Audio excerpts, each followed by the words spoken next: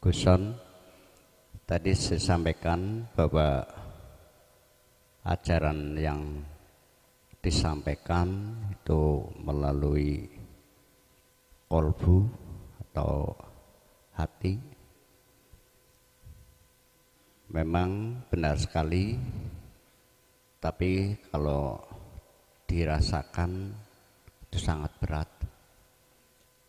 Karena yang namanya kolbi itu kita itu melihatnya dengan yang nomor dua, yaitu makhluk. Kadang-kadang yang namanya kolbi itu jelas ada iri, dengki, sentimen, egois, sombong, itu jelas. Lah saya mohon petunjuk kepada Guson, bagaimana untuk mengobati hati yang kadang-kadang tadi saya sampaikan, ya terutama untuk membersihkannya. Kemudian itu yang pertama. Yang kedua, seperti saya pribadi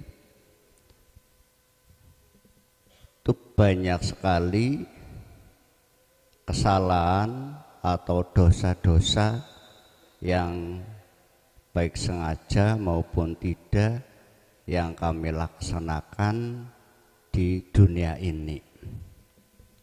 Lah saya minta petunjuk, karena kita itu sudah usia sudah lanjut, bagaimana agar kita itu, ya terutama saya, agar untuk berbuat apa agar mati saya itu husnul khotimah, karena banyak sekali dosa-dosa yang saya lakukan. Terima kasih dari saya. Apabila ada kesalahan saya minta maaf. Assalamualaikum warahmatullahi wabarakatuh. Warahmatullahi wabarakatuh. Dua pertanyaan. Pertama, bagaimana kita bebersih hati untuk bisa lepas sebelum kematian itu datang. Yang kedua, bagaimana kita bisa matinya dalam husnul khotimah. Pun setiap diri manusia setelah perjanjian itu ditandatangani oleh Allah, waktu di zaman nukot ghaib atau zaman azali, zaman di mana secara rohaniyah belum ditiupkan di dalam jasmani. Kemudian kita melewati masa kecil, kemudian masuk masa dewasa alias akil balik. Semua manusia, Pak, hati atau kolbu kita itu Allah menyandingi sifat basariyah. Ada dua sifat dalam diri manusia, basariyah dan basiroh. Apa basariyah? Basariyah adalah sifat-sifat yang condong kemanusiaannya itu nuruti hawa nafsu. Itu kalau Nabi Adam ketika saat di surga, Allah menguji kesetiaan Adam yang sudah ditarik perjanjian tidak boleh untuk mendekati pohon berbuah huldi. Itu Allah menguji lewat iblis. Kira-kira Adam iki nggatekno perjanjiane pada Allah apa nggatekno, ngerti nggatekno Pak? Apa yang memperhatikan tipu daya iblis ndak? Ternyata proses kejadian Nabi Adam keok. Nggih mboten? Keok. Kita juga begitu, keok. Ketika saat menjelang akil balik, nafsu masuk. Karena Allah mengizini nafsu untuk menggoda kita lewat sifat basariah. Tanda kita itu memperhatikan fatwa-fatwa, mengikuti bisikan nafsu alladzi yuwaswisu fi sudurin nas. Nafsu itu selalu membisikkan di dalam dada setiap diri manusia. Itu tadi leres betul apa yang jenengan sampaikan, muncul sifat takabur, riya, hasud, egoisme dan lain sebagainya. Semua Pak. Semua kita manusia mengalami proses seperti itu. Terus kalau sudah begitu bagaimana pertanyaannya untuk membersihkan? Inilah kalau bahasa ilmu sejati, kalau di Jawa Tengah ada enggak? Namanya sangkan paraning dumadi. Kalau Jawa Timur ada Pak. Pusatnya di Jawa Timur itu dulunya di Mojopahit. Tepatnya di Kabupaten Mojokerto. Wong sing gak ngerti iku disebut iku ilmu kebudan. No, dulu itu. Jadi kejawen. Mohon maaf. Untuk membersihkan hal-hal yang di dalam sifat basariah. Ini bagaimana? Sebab penyakit ini tidak akan pernah bisa hilang sampai mati. Sampai mati. Mengapa saya katakan sampai mati? Karena Qur'annya sudah berbicara. Surat At-Takatsur ayat 1. Dibuka di situ.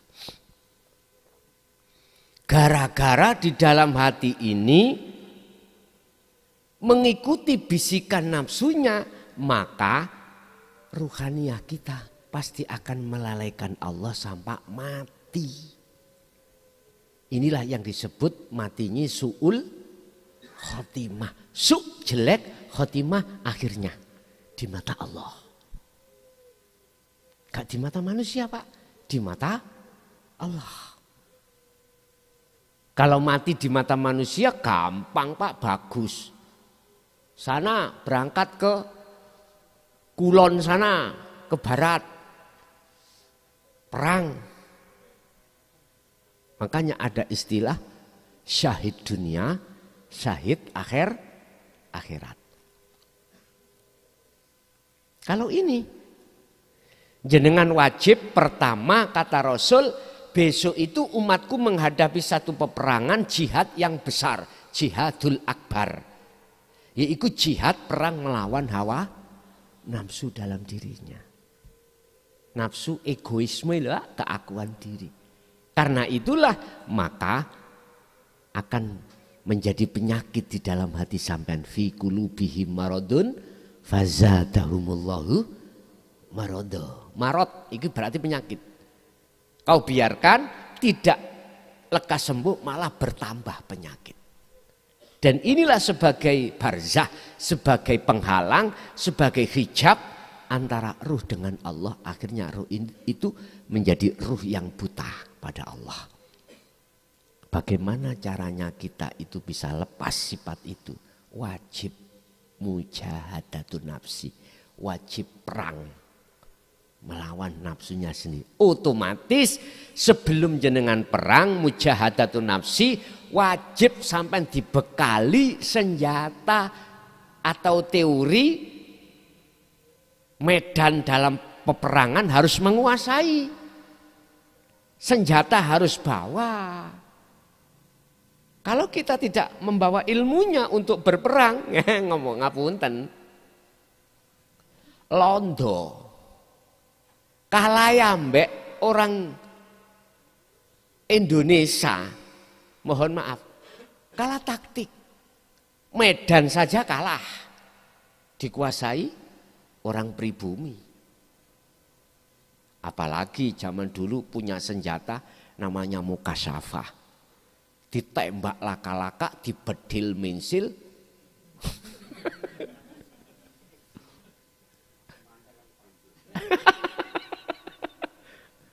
ilmu kasaf, ilmu sakti lah ngene Pak ya. Lah, harus punya. Lah apa ilmunya, apa taktiknya kita kepada nafsu? Inilah yang menjadi pembahasan kita tadi. Dinut tauhid. Dibuka di dalam surah Ali Imran ayat 31. Kul in kuntum tuhibbunallaha fattabi'uni yuhibbukumullah. Muhammad katakan terhadap umatmu. Napa sing kula sampaiake? Kata Rasul. Ngomong iki. Bicara ini. Apa? In kuntum tuhibbunallaha. Jikalau kau ingin menang perang melawan nafsu. Jikalau kau ingin diterima cintamu oleh Allah, otomatis kan iku merangi nafsu terus kemudian menang jenengan akhirnya jadi kekasih Allah. Fattabi'uni, ikuti aku, kata Rasul. Ikutono jejakku. Ngikuti jejak Rasulullah. Bagaimana wong kita umat kita itu tidak mengikuti zaman ke Nabi? Ya nek sahabat dulu bisa langsung. Ingat, ada pengikut setia penerus ajaran Rasulullah yang dimasukkan di dalam tabi'ina sholihin. Pengikut yang soleh. Siapa pengikut yang soleh? Dia menggabungkan hablum minallah dengan hablum minannas. Dia tidak hanya berorientasi tentang ilmu dohir, tapi juga ilmu batin. Dia tidak hanya berbicara ilmu tumbuh-tumbuhan, tapi juga bicara ilmu ketuhanan.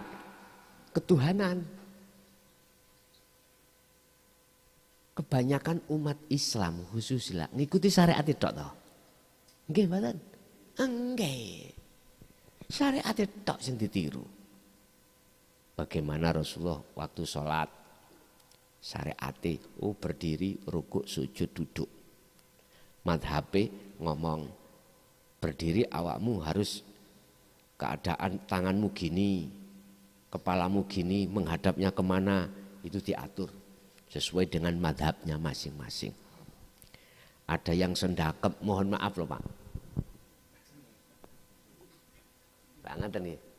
Ada yang wis macam-macam, bermacam-macam orang takbiratul ihram. Udah gak usah digegeran. Hafidhu ala sholawah. Jagalah sholat 5 waktu itu. Jasmani. Kebanyakan umat Islam khususnya mengikuti Nabi itu dari dohirnya saja. Tidak tahu menau tentang batine ruhania beliau bagaimana. Wong beliau itu wassolatil wusta. Ruhaniahnya itu ya akhwal keadaannya itu ada di sini. Ini wajah tu wajiyah. Nenek moyangnya Nabi Muhammad, Nabi Ibrahim, itu ruhaniahnya ini menghadapkan wajah ruhaniah pada Tuhannya. Nabi Isa ya juga begitu. Cuman kebanyakan dipilih dohirit tok. Pada Rasulullah dawuh sallu kama raaitumuni usolli. Salato sira agawe sira kaya nalikane kuwi ngerti bagaimana aku agawe. Kuwi oleh kita akan tahu bagaimana aktivitas Rasulullah ikutono tonto tabiina sholihin. Ini langsung sami mawon sama saja. Kalau Anda betul-betul mengikuti aku, ruhaniyahmu itu di dinul tauhid, dinul qayyimah, yuhbib, Quran jawab, yuhbibkumullah, cintamu akan diterima oleh Allah. Dan kau dijadikan sebagai kekasih. Karena apa? Karena kau telah melepaskan imanmu terhadap selainnya. Karena hatimu telah melepaskan cinta selainnya. Terus kesalahan saya bagaimana? Mulai sejak akil balik. Terus penyakit-penyakit hati bagaimana? Wa yaghfir lakum dzunubakum. dioperasi Allah. Berarti ilmu ini sampean beto, lalu mujahadatun nafsi, bentuk mujahadatun nafsi sampean itu praktek. Bentuk praktek yang jenengan ini harus memegang senjata sirul asror. 2 kalimat syahadat. Kalau pewayangan senjata kalimat sodo lagi. Asyhadu alla ilaha illallah, iman sampean asyhadu iman sampean iku ke ilallah urip iki. Bukan Allah nama, tapi Allah iki. Oh berarti yang membeat saya iki, sebab gak ada iki, ya gak mungkin bisa terjadi. Lah Muhammadnya adalah makhluk jenengan ini, bisanya jenengan itu berbeat karena dibeat iki. Anda bisanya sampai di sini karena diutus Allah ke sini. Kagak Allah gerakno sampean ke sini ya enggak bisa ke sini sendiri. Itu loh Muhammad sejati ini. Wong bersahadat bersaksi iku wajib tahu siapa yang disaksikan. Allah berarti hidup ini. Muhammad adalah diri Anda. Hakikate bukan syariate. Ini sampai terapno disebut sebagai mujahadatun nafsi.